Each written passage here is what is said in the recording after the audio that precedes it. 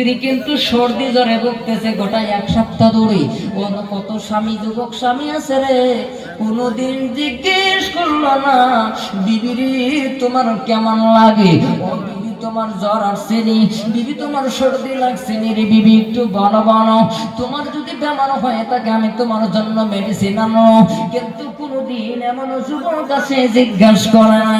ও মা, এবার হযরত আলী গোর থেকে যখন বাগিরে উঠেছেন না, মা ফাতেমা পিছন থেকে ডাক দিয়ে বললেন, ও স্বামী,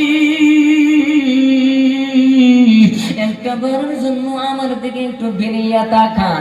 এবার হযরত আলী পিছনের দিকে ফিরাইয়া তাকায়। মা ফাতেমা প্রচন্ড জ্বর লইয়া মা ফাতেমা আস্তে আস্তে করে বিছানার থেকে উঠলেন। বিছানার থেকে উঠিয়া হযরত আলীর হাতে পয়সা নাই রে মা।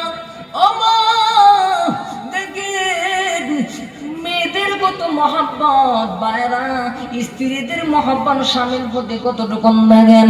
মা ফাতেমা জানে হযরত আমার স্বামীর হাতে আলীর হাতে পয়সা করে নাই। মা ফাতেমা ওই ব্যাগ থেকে একটা ওড়না বাহির করে দিছে। জোরে বলেন কি বাইর করছে? ওড়না চেনেন তো?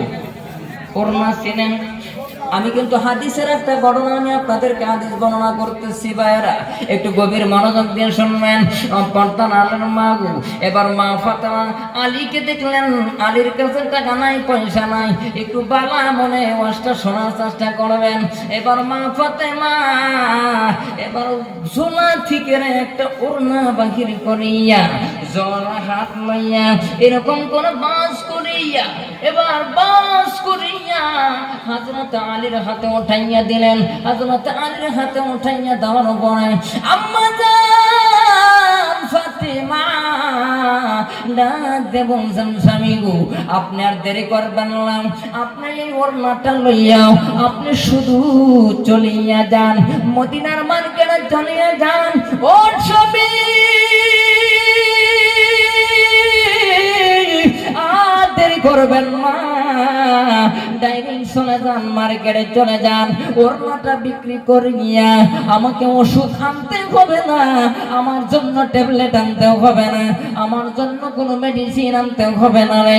ও স্বামী, আমি ফাতেমা একটা জিনিস খাইতে চাইছিলাম, কি বস্তু খাইবা একটু বলো না।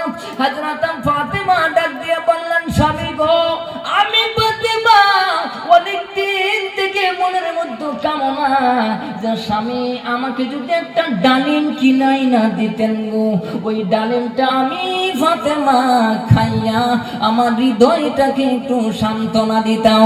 একটু জোরে বলনা সুবহানাল্লাহ।